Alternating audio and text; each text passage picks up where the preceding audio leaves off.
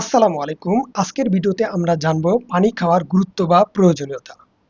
কারণ আমাদের শরীরে ৭০% হলো পানি।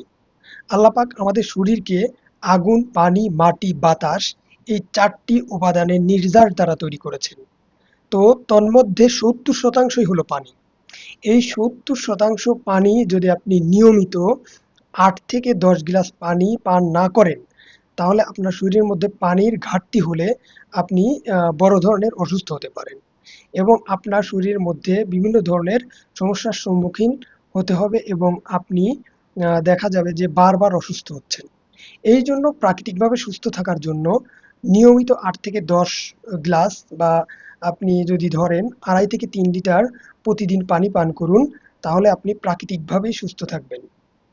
এই অভ্যাসগুলো আপনার জীবনের অনেক কিছুই পরিবর্তন করবে এবং প্রাকৃতিকভাবে সুস্থ থাকতে অনেক সহায়তা করবে।